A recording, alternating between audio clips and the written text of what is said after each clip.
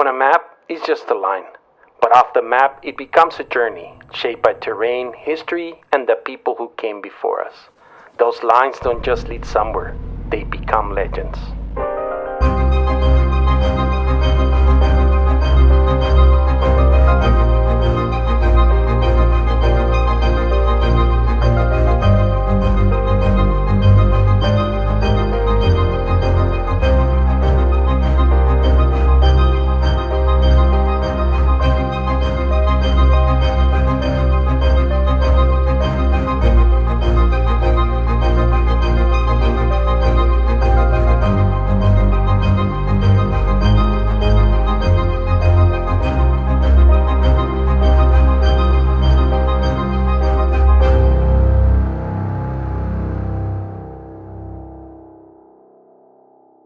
Every line we draw on a map becomes a route, and every route we take leads us somewhere unforgettable. A place with a story, a place that becomes a legend. This is Lines to Legends, presented by Onyx Off-Road. In each episode, we choose one destination, mark the route and the waypoints, and share its story. Then, make it available for you to follow, take the same line, drive the same path, and become the legend. After World War II, uranium mining transformed Moab into a boomtown after Charles Steen discovered a massive uranium deposit in 1952. Prospectors carved roads across the desert searching for yellowcake, and many of those old mining routes became the off-road trails we still run today, including the 7-Mile Rim.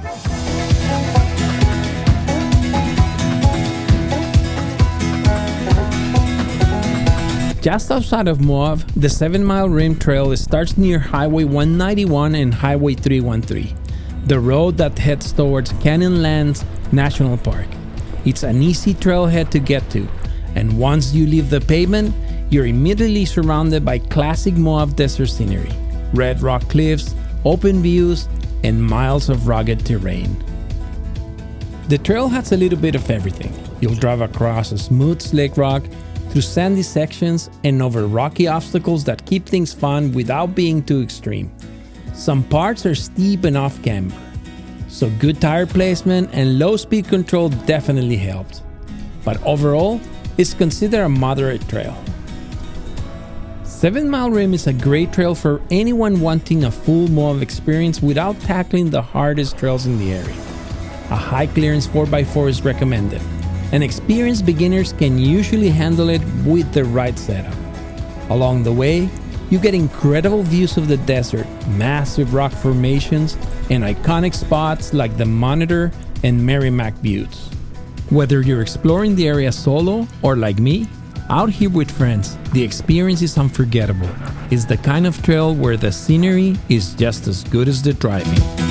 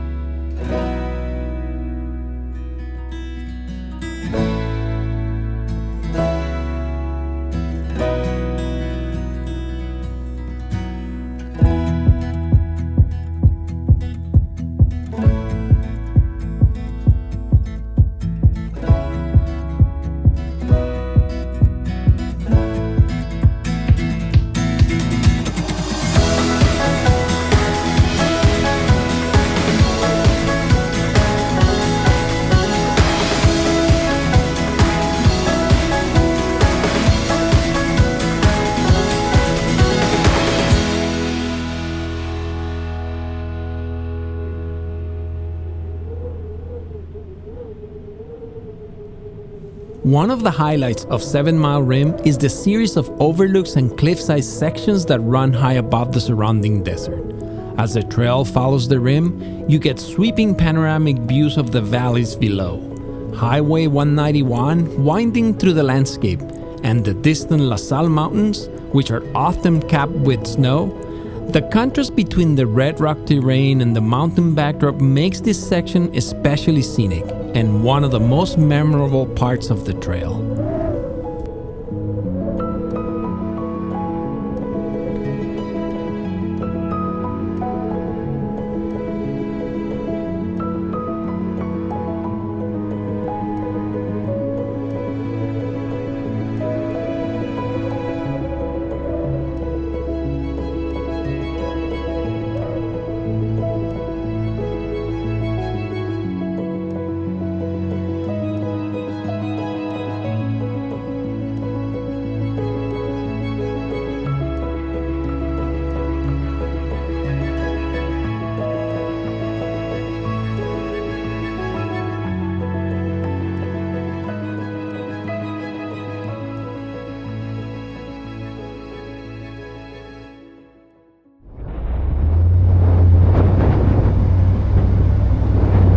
After spending some time taking in the incredible views from the overlook, we hop back on the trail.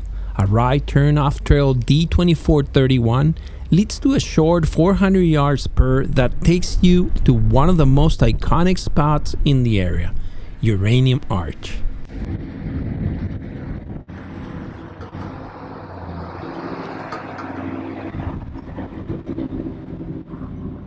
Back in the 1950s, this whole area was packed with miners searching for uranium, a rock used for nuclear power and weapons during the Cold War.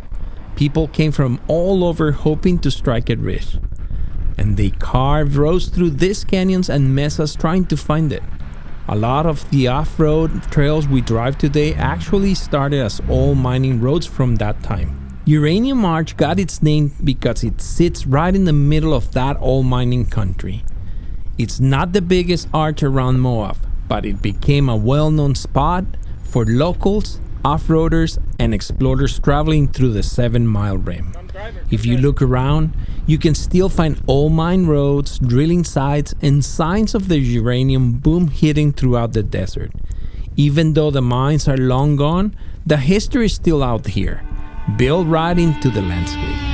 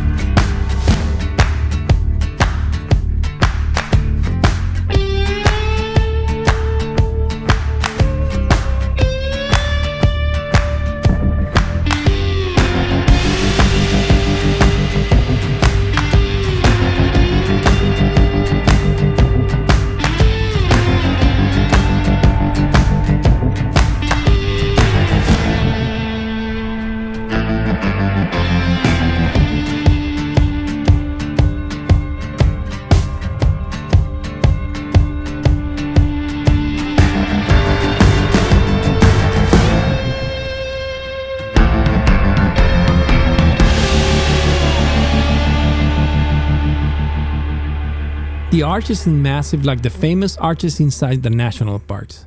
It's a smaller sandstone arch, roughly wide enough that it looks like a vehicle could fit under it. But vehicles are actually not allowed beneath the arch in order to help protect the fragile rock formation. Years of wind, rain, and erosion slowly carved this opening into the red sandstone. Over time, the arch became a well-known landmark for locals, off-roaders, and explorers traveling through the area. Some stories say miners once used spots nearby as camp or meeting points while exploring the canyons, and people still talk about hidden mining relics scattered somewhere out in the desert. Today, most of the mines are long gone, but the history is still everywhere. The old roads, mining routes, and landmarks like Uranium Arch are all reminders of the time when this quiet desert became the center of America's uranium boom.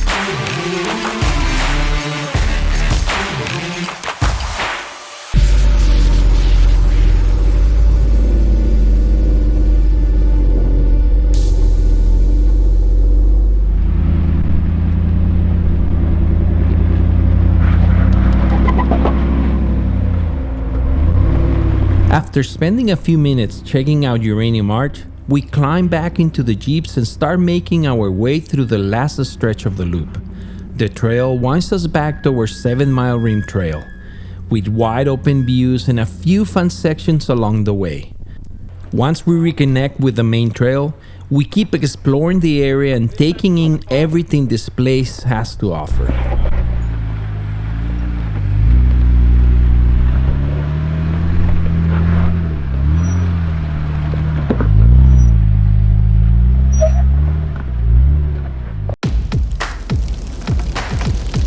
We're back on D2431, the 7-mile Rim Trail.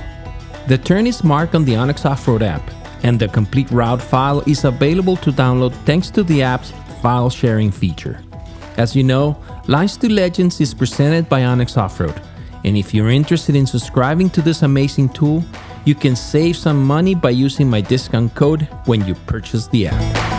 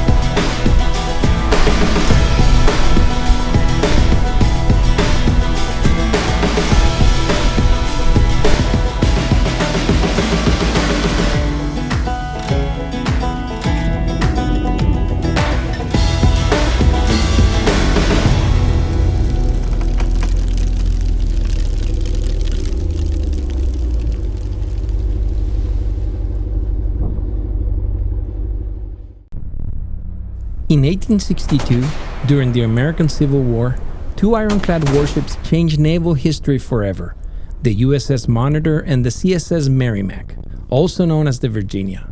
Their battle at Hampton Roads was the first clash between iron-armored warships, proving that the wooden navies were becoming obsolete overnight.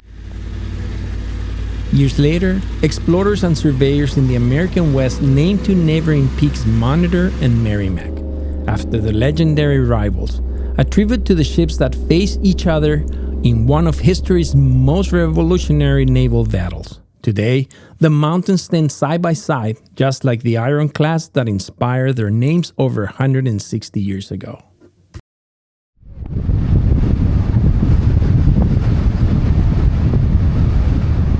While exploring the butte, we stopped for a quick lunch at Monitor and Merrimack before heading towards our next waypoint, Wipeout Hill.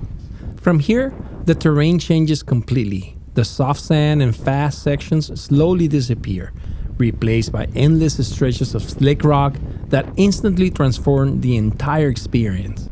The trail becomes more technical, more engaging, and somehow even more inviting with every mile. This section of the trail offers the perfect mix of everything that makes Moab so special.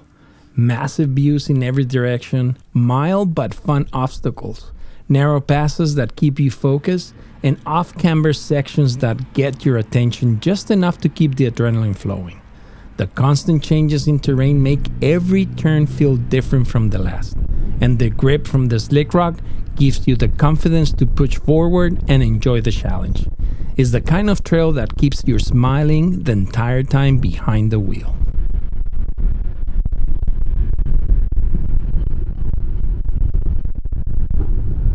Yeah, we just made it to Wipeout Hill and it started snowing. We knew there was a chance of snow, but it's been sunny. It's been really good, having really good weather, and suddenly it started snowing. Check this out. This is pretty cool. And that obstacle, it's pretty gnarly. Yeah. It's pretty gnarly.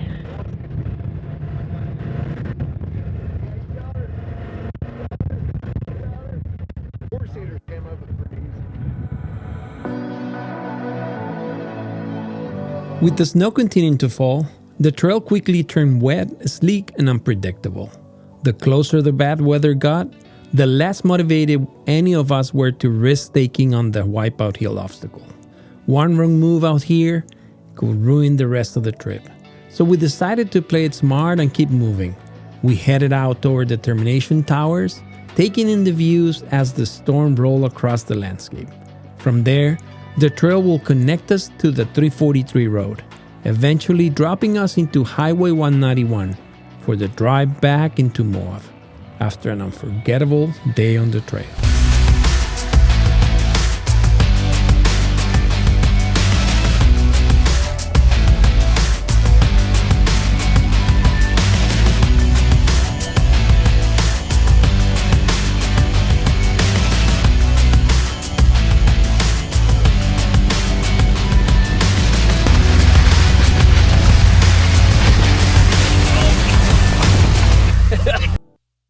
I hope you enjoyed this series. In every episode, I'll be sharing new locations along the way.